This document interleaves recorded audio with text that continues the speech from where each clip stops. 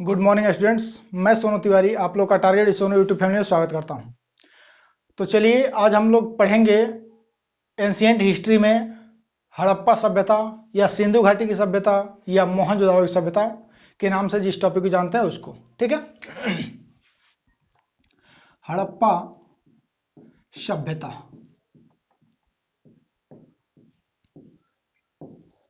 नाम आप लोग सुने होंगे। चलिए इसकी कहानी मैं बताता हूं आपको। जब हम लोग गुलाम थे उस टाइम पे 1920 तक हम लोग को ये पता था कि हम लोग का इतिहास वैदिक साहित्य से स्टार्ट होता है। मतलब जब से वेद लिखा गया तब से हमारा इतिहास स्टार्ट होता है। ध्यान समझिएगा, ये हड़प्पा सभ्यता आपको पढ़ा दिया गया होगा पहले भी, लेकिन भूल जाता है उसको। ध्यान से कंसेप्ट आपका क्लियर कर रहे हैं हम। तो हम लोग को ये पता था कि हम लोग का इतिहास क्या है, वैदिक इतिहास से स्टार्ट होता है। लेकिन सबसे पहली बार ये देखा गया कि एक गांव था, कहां पे, पाकिस्तान में। पाकिस्तान के लाहौर वाले क्षेत्र में एक गांव था जहां से लोग मिट्टी की खुदाई, आज भी गांव में देखोगे आप तो नहर की तरफ लोग जाते हैं और मिट्टी की खुदाई करके लाते हैं, जो पीली मिट्टी निकलती है, और उससे घर की लिपाई पुताई करते हैं गांव में। उसी तरीके से गांव के लोग जाते थे, एक जगह पे खुदाई करते थे और वहां से पकी हुई ईंटें निकलती थी, जिसको लेकर आते थे और अपने यूज में लगा देते थे उसको। ठीक है। कोई ध्यान नहीं देता था इस पे। सबसे पहली बार ये देखा मतलब 1821 ईस्वी में चार्ल्स मेनन ने। क्या नाम है उसका? चार्ल्स मेनन। चार्ल्स मेनन कब देखा? 1821 ईस्वी में। उसको पता चला कि भाई ईंट निकल रहा है कहीं से, लेकिन ध्यान नहीं दिया गया, छोड़ दिया गया। फिर आने वाले समय में जब रेलवे बिछाई जा रही थी डलहौजी के कार्यकाल में 1853 से 56 के बीच, और उस समय कनिंघम यहां पे था। कनिंघम नाम याद रखिएगा। भारतीय पुरातात्विक विभाग का पिता कहा जाता है कनिंघम को। तो कनिंघम था। अब जब रेलवे लाइन बिछाई जा रही थी और ईंट की कमी पड़ी, तो पाकिस्तान वाले क्षेत्र में जो मजदूर काम कर रहे थे वो बोले कि सर हमारे तरफ गांव के तरफ एक जगह है जहां से ईंट निकलता है। तो उस समय भी लोग ध्यान नहीं दिए। वहां पे हालांकि रॉबर्ट बंधु काम कर रहे थे, वो लोग मंगवा लिए ईंट को और ईंट लग गया रेलवे का ट्रैक जो बिछ रहा था उसमें, लेकिन फिर भी उस पर ध्यान नहीं दिया गया। आने वाले समय में भारत में एक पुरातात्विक विभाग की स्थापना होती है, और पुरातात्विक विभाग की स्थापना के बाद 1921 ईस्वी में, चूंकि रेलवे में जब ईंट लग गई तो थोड़ा सा मतलब ये समाचार न्यूज वगैरह में आया, बाद में पुरातात्विक विभाग की स्थापना की गई। और 1921 में दयाराम साहनी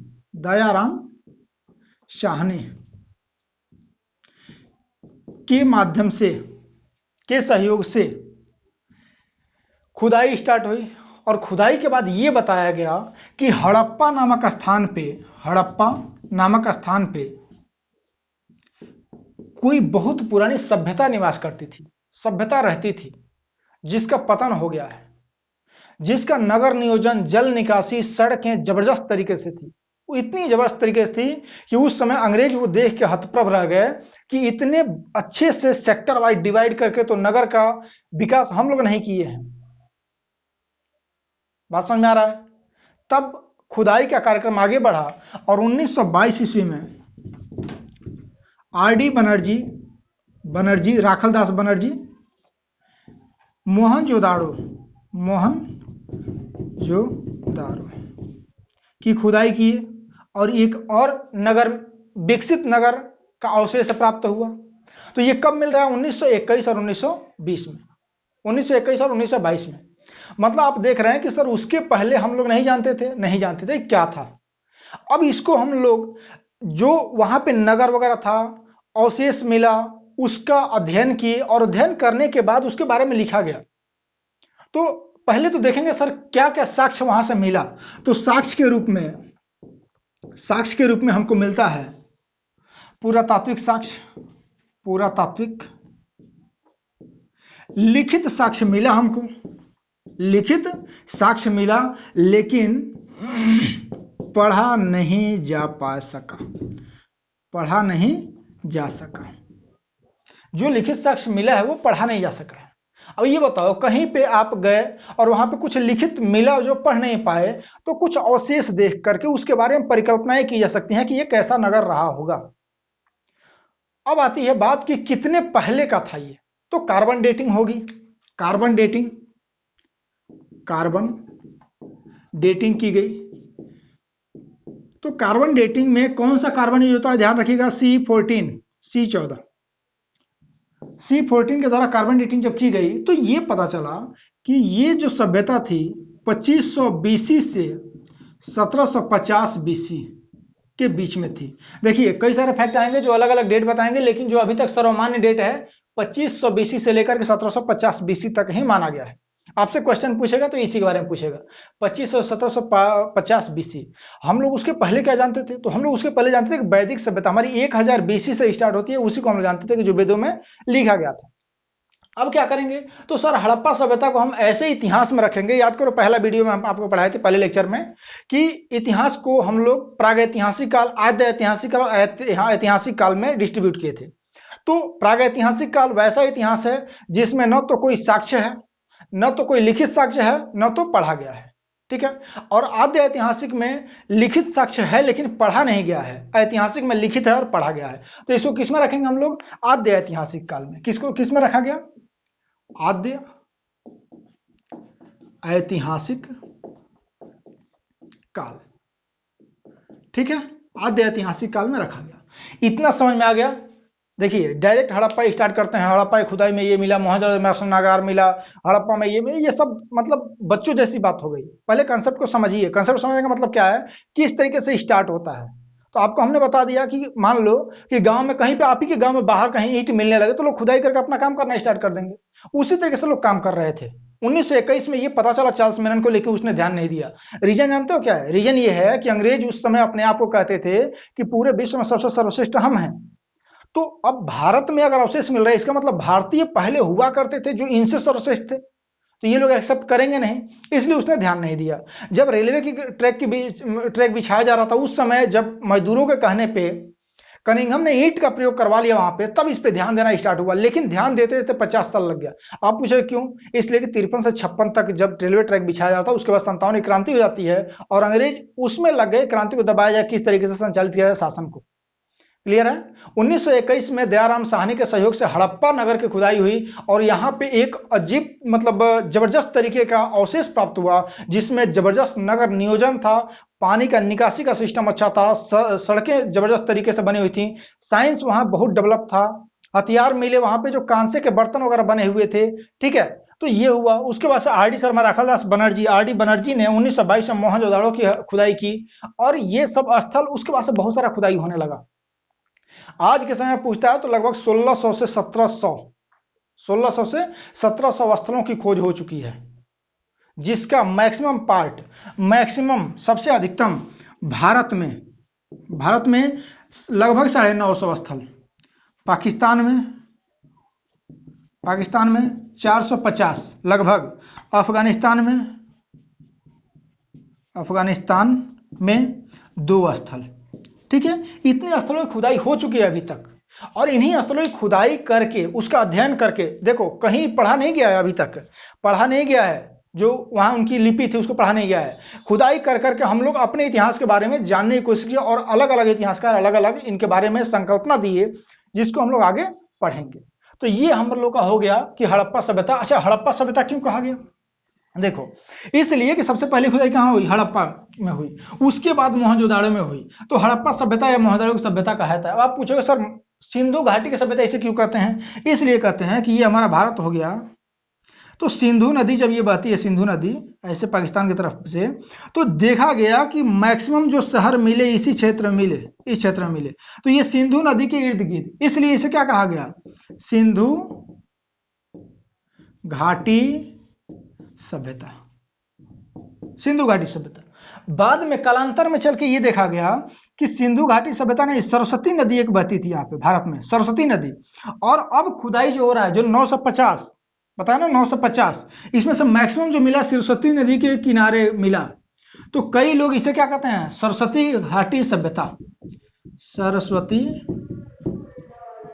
घाटी सभ्यता, सरस्वती घाटी सभ्यता भी कहा जाता है। ठीक है, तो इसलिए कि नदियों के किनारे घाटियों में मिला है तो इसका नाम दे दिया गया। अब हम लोग देखेंगे, देखिए दो तरीके का अब इसमें पढ़ना है, दो। एक तो सारे स्थल के बारे में क्वेश्चन पूछता है, कहां से क्या मिला, तो उसको हम लोग नेक्स्ट वीडियो में पढ़ेंगे। अभी हम लोग क्या करेंगे, सारे स्थल से जहां जहां से जो चीज मिला उसके बाद इतिहासकार ने अपना क्या पक्ष रखा उसको हम लोग देखेंगे पहले। ठीक है, चलिए इसको इरेज करते हैं। अब हम लोग देखेंगे कि इनका विस्तार कहां से कहां तक है, विस्तार कहां से कहां तक है।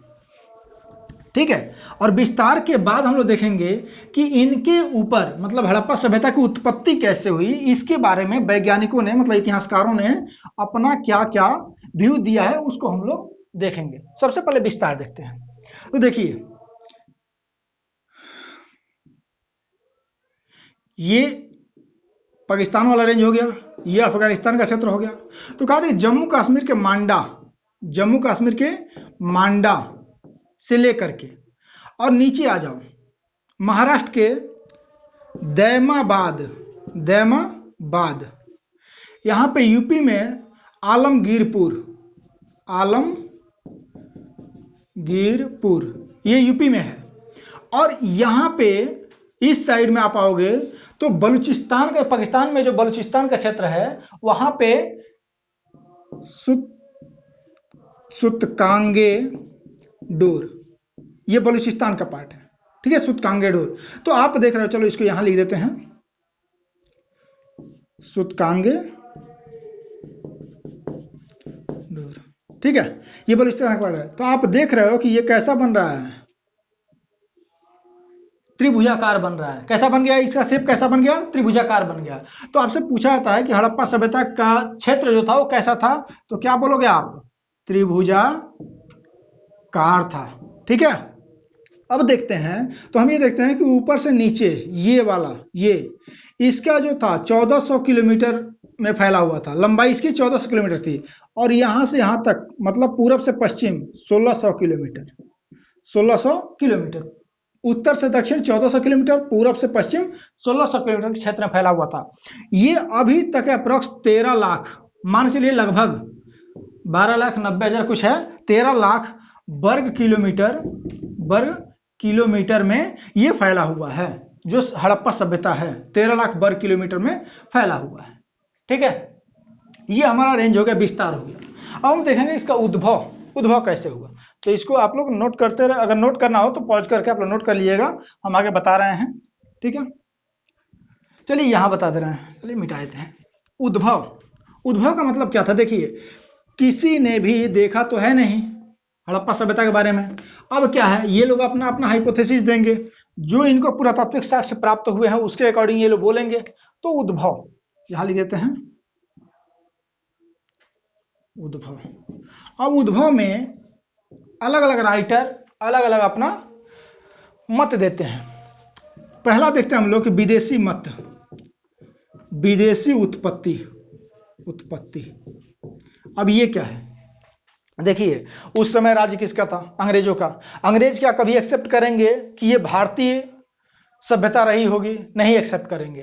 तो क्या करेंगे, अपने से जोड़ेंगे। और जब अपने से भी नहीं जुड़ पाएगा तो दूसरे के सर पे रख देंगे कि हमारा नहीं है तो उसका हो जाए।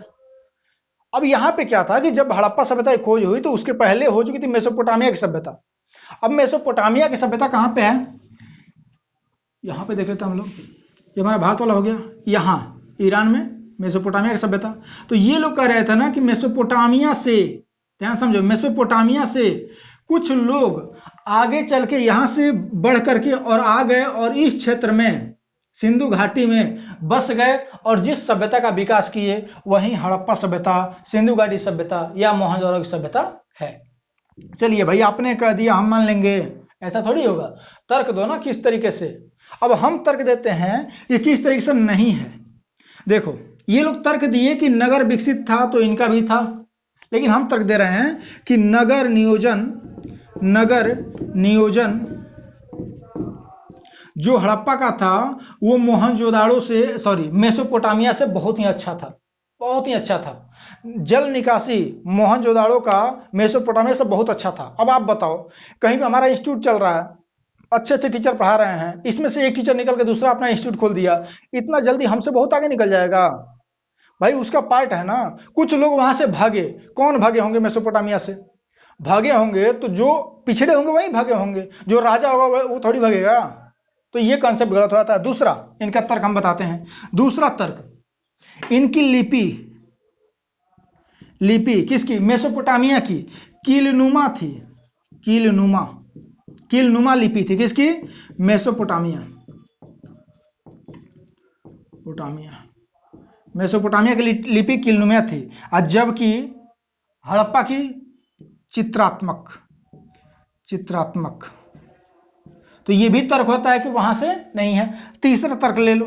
तीसरा तर्क ये है कि मेसोपोटामिया में कच्ची ईंटों का प्रयोग हुआ था, कच्ची ईंट, जबकि हड़प्पा में पकी हुई ईंट, पकी ईंट। अब बताओ, जिस सभ्यता साला होकर हम अपना सभ्यता बना रहे हैं, वो सभ्यता कच्ची ईंट का प्रयोग करिए, हम पका ईंट कर लेंगे। ये कहो कि हमसे उनका सभ्यता का डेवलप हुआ। देखो इतिहासकार जो अंग्रेज है ना, अजीब तरीके से इतिहास लिखे हैं। एक तो कहते हैं कि जो हमारे कालिदास जी हैं उनके बारे में कि ये क्या है, भारत के शेक्सपियर हैं। अरे भाई कालिदास जी हमारे 2000 ईस्वी पहले के हैं, ठीक है, आज से 2000 साल पहले, और तुम्हारे शेक्सपियर कब के हैं? तो ये कहो ना कि तुम्हारा शेक्सपियर मतलब वहां का कालिदास हैं। उल्टा तुलना कर दिया सब, क्यों? अपने आप को बड़ा दिखाने के लिए। दूसरा क्या तुलना किए सब? हमारे यहाँ समुद्रगुप्त, समुद्रगुप्त दक्षिण पंथी और उत्तर पंथी एक भी युद्ध हारे नहीं, सारे युद्ध जीत गए, पूरा इराक ईरान से लेकर के और इंडोनेशिया तक अपना साम्राज्य फैला लिए थे। तो ये कहें सब कि ये समुद्रगुप्त क्या है? नेपोलियन है। अरे नेपोलियन कहाँ का बच्चा है इनके आगे, और तुम नेपोलियन का तुलना कर दिए।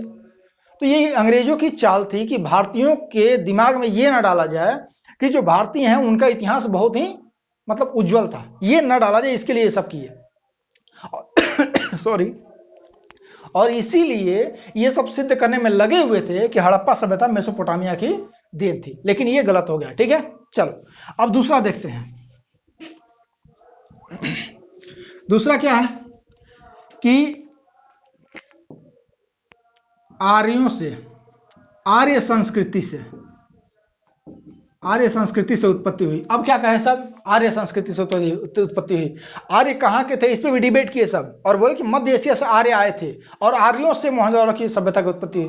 भाई ये बताओ, आर्यों के बारे में लिखा गया है कि आर्य जो थे खाना बदोश जिंदगी जीते थे, गाय को चराते थे, उनका फेवरेट जानवर गाय थी, गायों के लिए युद्ध हुआ करता था, आर्य युद्ध में सक्षम होते थे। जबकि हड़प्पा सभ्यता में एक भी ऐसा हथियार नहीं मिला जिससे हम कह दें कि हड़प्पा सभ्यता के लोग युद्ध के प्रेमी थे। तो ये भी क्या हो गया, इनका खत्म हो गया। ये भी क्या हो गया, कट हो गया। अब सोचे सब क्या कहा जाए, तब क्या कहे? कहे सब कि द्रविड़ है, द्रविड़ संस्कृति है। और तर्क क्या दिए कि देखो हड़प्पा सभ्यता में शिव की पूजा होती है, शिवलिंग की, द्रविड़ भी करते हैं। द्रविड़ मतलब क्या हो गया? हमारा दक्षिण भारत के जितने लोग हैं द्रविड़ कहलाते हैं, ये वाला। ठीक है, तो द्रविड़ संस्कृति से क्या बोले सब कि शिव की पूजा होती है, शिवलिंग की। उसके बाद क्या बोले? बैल की पूजा होती है, और बैल का हड़प्पा में साक्ष्य मिलता है। ठीक है, तो ये सब संस्कृति जोड़ दिए और जोड़ के बोले कि द्रविड़ से। लेकिन देखो आप कहोगे सर तो ये तो अच्छा था कि भारतीय थे, पर इसकी मतलब हड़प्पा सभ्यता के मतलब हड़प्पा सभ्यता भारतीयों से निर्मित थी। लेकिन देखो क्या कर रहे हैं सब, कंसेप्ट क्या दिए? ये कंसेप्ट दिए कि यहां पे एक समय द्रविड़ रहते थे। ध्यान समझो, द्रविड़ रहते थे, बाहर से आर्य आए और आर्य और द्रविड़ में युद्ध हुआ, और आर्यों ने द्रविड़ों को बहुत मारा, और मारने के बाद भगा दिया, और द्रविड़ चले गए दक्षिण साइड में। अब देखो भारत में जाति पात, धर्म में भेदभाव, ये सब फूट डालो और राज करो की नीति के तहत अंग्रेजों की देन थी। इसमें भी डाला गया कि उत्तर भारत अलग हो जाए, दक्षिण भारत अलग हो जाए। इसको भी कैंसिल कर दिया गया कि ये कोई साक्ष्य नहीं मिला तो तुम्हारे कहने से नहीं होगा। अब नेक्स्ट आता है, कुछ इतिहासकार बोले कि जो हड़प्पा सभ्यता है वह क्रमिक उत्पत्ति के सिद्धांत पे है। क्रमिक उत्पत्ति सिद्धांत। अब आप कहोगे सर ये क्या है क्रमिक उत्पत्ति का सिद्धांत? तो ये जो मतलब मत है वो ये कहता है कि 6000 बीसी से 4000 बीसी के बीच में पंजाब वाले क्षेत्र में, पंजाब राजस्थान के क्षेत्र में जनजातियां रहा करती थी जो धीरे धीरे कन्वर्ट होने लगी और नगर बसाने लगे, और नगर बसाते बसाते इन्हीं लोगों का देन है कि हड़प्पा सभ्यता का स्थापना हो जाता है 2500 बीसी में। ये कंसेप्ट कुछ समझ में आ रहा है कि हाँ सही है, ठीक है, ये कंसेप्ट कुछ समझ में आ रहा है कि ये सही है। तो हम लोग सर्वमान्य मत क्या मानेंगे? क्रमिक उत्पत्ति का सिद्धांत। ये मत बता दिया गया, मत देने का मतलब बता दिया गया, और उसका हमने मतलब काटी बता दिया कैसे नहीं होगा। चलिए, तो हम लोग का क्या क्या हो गया? हड़प्पा सभ्यता, ये कैसे खुदाई हुई, ठीक है, इनका विस्तार हो गया, उद्भव हो गया, ठीक है। अब हम लोग देखेंगे कि विशेषताएं क्या क्या हैं इस वीडियो में। वीडियो थोड़ा लंबा हो रहा है, लेकिन चलिए, विशेषताएं, किसकी विशेषताएं? हड़प्पा सभ्यता की। तो विशेषताओं में हम 3-4 मुख्य रूप से विशेषता देखेंगे। तो आपसे मेंस में भी, आप बीपीएससी या यूपीएससी का मेंस लिखेंगे तो उसमें मेन पूछता है नगरीय नियोजन,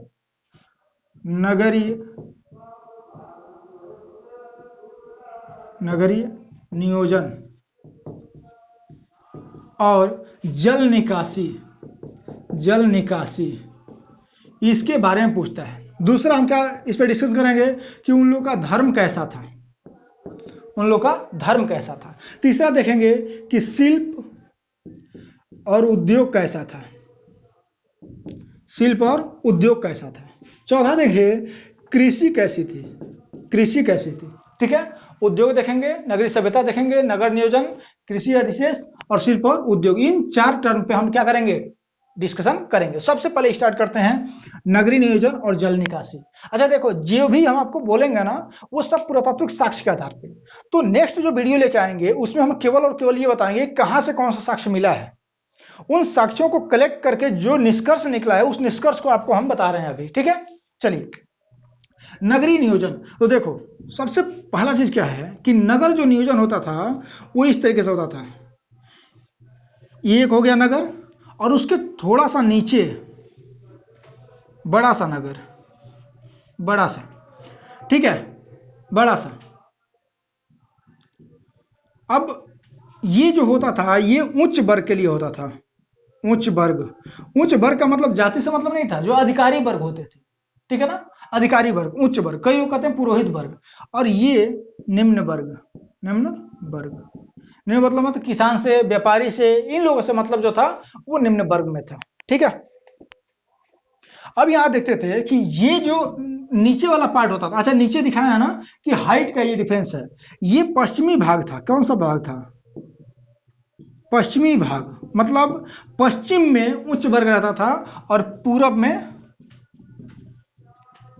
निम्न वर्ग आता था। अब देखो कितना जबरदस्त मतलब है। ये बताओ, दोनों वर्गों में कौन वर्ग खेती करता होगा? निम्न वर्ग, किसान वर्ग जहां रह रहे हैं। अब ये बताओ कि पूरब और पश्चिम, ये पूरब है, ये पश्चिम है, पश्चिम वाले को नीचे रख दो, ठीक है। सूर्य कहां से उदय होगा? पूरब से, ये पश्चिम वाला है, ठीक है। पश्चिम वाले को ऊपर रख दो, सूर्य कहां से उदय हो रहा है? पूरब से। और पूरब से उदय होगा जब, तो पूरा का पूरा धूप शुरू से लेकर के और लगभग 2-3 बजे तक कहां पड़ेगी? खेतों में पड़ेगी। अगर ये वाला पार्ट होता तो क्या होता? ये वाला पार्ट होता तो धूप अच्छे से नहीं पड़ पाती, ठीक है। तो ये भी कंसेप्ट जबरदस्त तरीके से था। एक अलग दुर्ग बन गया इन लोगों का, जो किलेनुमा होता था, ऐसे दुर्ग चारों तरफ से दीवारों से ये दुर्ग के रूप में बना दिया जाता था। और ये दुर्ग जो होते थे पकी हुई ईंटों से बनते थे, पकी हुई ईंट के बने होते थे। और ये निम्न वर्ग जहां किसान रहते थे। अब जो किसान होते थे यहां खेती करते थे, ठीक है। और खेती करने के बाद ये भी साक्ष्य मिला है कि जो अधिशेष होता था, अधिशेष मतलब खाने के बाद जो बच जाए, उसको ये लोग नगरों में ले जाकर के बेचते थे, इसका साक्ष्य मिला है, ठीक है। इसका मतलब यह है कि सर, उच्च वर्ग और निम्न वर्ग मतलब नगर जो थे और गांव जो थे, ऐसे कह सकते हो कि नगर जो थे और गांव जो थे उनमें बहुत ही अच्छा तालमेल रहा होगा कि भाई तुम्हारे यहां जो अधिशेष होगा खेती से, गेहूं, जौ, बाजरा जो भी था उसको लेके आओ नगर में, और यहां से आप अपने लिए कुदाल, फावड़ा, खुरपी, जो भी आपका हथियार है वो आप यहां से खरीद कर लेकर जाओ। मतलब शिल्प और उद्योग नगर में होता था और खेती निम्न भाग में होती थी। ठीक है, हम लोग देख रहे थे कि उनका नगर नियोजन और जल निकासी वाला, तो ये हो गया नगर। अब हम बताएंगे आपको कि नगर में जो ये नगर, अभी एक नगर को समझा रहे हैं। ठीक है, नगर में ये दिखाई दे रहा है ना, जो मेन सड़कें होती थी, ध्यान समझो, मेन सड़कें होती थी वो एक दूसरे को समकोण पे काटती थी, एक दूसरे को समकोण पे काटती थी। जो मेन, जिसे हम लोग राजपथ कहते थे, राजपथ मेन, उसकी जो चौड़ाई है 10 मीटर है। अब सोचो कितना चौड़ा यार, 10 मीटर बहुत चौड़ा होता है। 10 मीटर चौड़ाई है इस मेन की। अब 4 पार्ट में ये नगर डिवाइड हो गया। अब देखो, इन नगरों से यहां पे पतली पतली सड़कें बनी होती हैं। पतली सड़कें का मतलब कितना है, 6 मीटर, हमारे हाईवे जितना पतली सड़कें बनी हुई हैं। ये हाईवे है, ठीक है, ये हाईवे है। और ये पतली सड़कें कहाँ जाकर मिल रही हैं, सब मिल रही हैं मेन राजमार्ग में। ठीक है, अब देखो, अब यहां से आ जाओ, यहां से गलियां निकली हुई हैं, गलियां, गलियां मेन रास्ते के लिए। और इस गलियों में इस साइड में घर बना हुआ है, ये घर बना हुआ। देखो, हड़प्पा सभ्यता में जो घर के मेन दरवाजे थे वो पीछे की तरफ खुलते थे, मेन की तरफ नहीं, सड़कों की तरफ नहीं, पीछे की तरफ। पीछे की तरफ मतलब देख लो, ये गली में, और गली से निकल के आ जाओ, ये गली से निकल के आ जाओ रास्ते पे। रास्ता सब कहाँ जाएगा, मेन राजमार्ग पे, और राजमार्ग से आपको जहां जाना है वहां चले जाइए। ठीक है, अब यहाँ पे हम आपको घर का नक्शा बता रहे हैं, घर का नक्शा। ये घर है, तो यहाँ पे मेन गेट हो गया, यहाँ पे मेन गेट हो गया। मेन गेट से आप जैसे ही एंट्री करें किसी भी घर में, जितने घर बने हुए हैं इस घर में जैसे ही एंट्री करेंगे, एक बहुत बड़ा दीवार यहाँ से कम 6 फीट 7 फीट का होता था दीवार। ठीक है, मतलब इतना बड़ा होता था कि आप डायरेक्ट जाके पूरे घर का स्ट्रक्चर नहीं देख पाएंगे। ठीक है, अब यहाँ से आपको या तो इधर जाना होगा या तो इधर जाना होगा। आप इधर से जैसे ही ऐसे जाएंगे तो यहाँ पे एक बहुत बड़ा आंगन मिलेगा आपको, बहुत बड़ा आंगन। बाकी सब रूम मिलेंगे, बाकी सब रूम मिलेंगे आपको, ये रूम मिलेंगे। और यहाँ पे आंगन के बीचों बीच में, ये आंगन बाकी घरों से थोड़ा सा नीचे होता था। यहाँ पे स्नाना घर होता था, स्नान करने का, यहाँ पे बर्तन धोने का, यहाँ पे लैट्रिन होता था, लैट्रिन, बाथरूम और स्नान घर। ठीक है ना, ये हो गया। अब ये तीनों का मलबा नालियों के माध्यम से इस सड़क पे, देख लो ये घर हो गया, इस नालियों के माध्यम से इस गली में आ जाएगा।